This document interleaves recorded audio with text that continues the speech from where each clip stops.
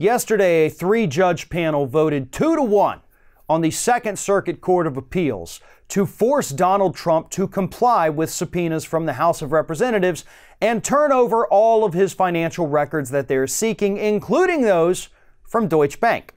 Now, this is just the latest in a long line of legal defeats that Donald Trump has suffered with regards to his financial records.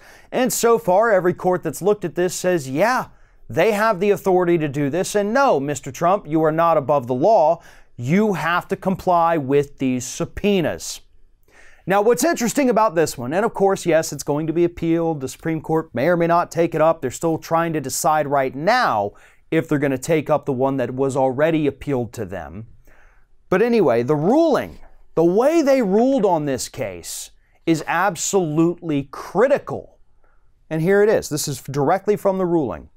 It is the interest of two congressional committees functioning under the authority of a resolution of the House of Representatives authorizing the subpoenas at issue to obtain information on enforcement of anti-money laundering / counter-financing of terrorism laws, terrorist financing, the movement of illicit funds through the global financial system, including the real estate market, the scope of the Russian government's operations to influence the U.S. political process, and whether the lead plaintiff was vulnerable to foreign exploitation.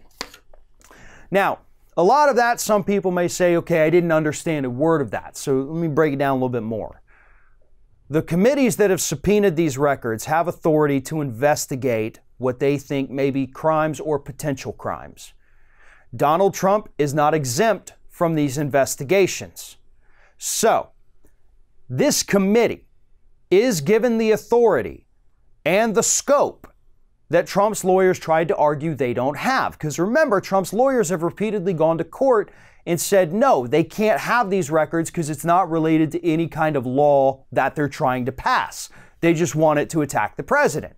So this court says, guess what? They don't only write laws, they also get to investigate all of these other things. And that's going to absolutely destroy the future of this case for the Trump administration. And I believe that's probably why the judges wrote it in the way they did. Because here's another thing people have to realize. Yeah, you can appeal a court ruling, right? But in the appeal, you have to be able to explain why the initial ruling was incorrect.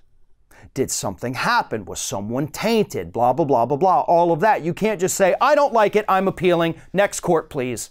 Because the next court's going to say, yeah, you can't just appeal because you don't like it. You have to give me a reason why something wrong happened in that lower court.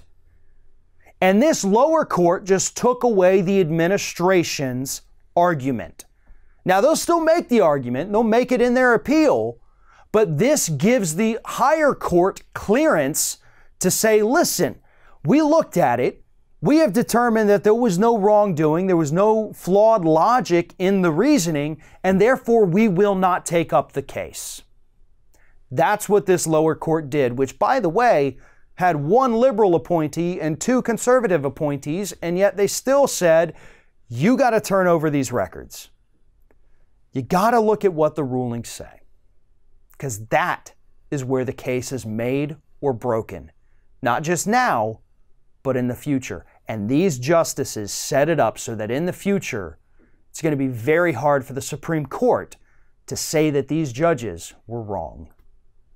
Thanks for watching, everybody. And don't forget, if you like what you see here, like, comment, share, and subscribe to our channel. And now you can also become a member of Ring of Fire and get exclusive early access to certain Ring of Fire videos all throughout the week. Just click on the little join button right below the video.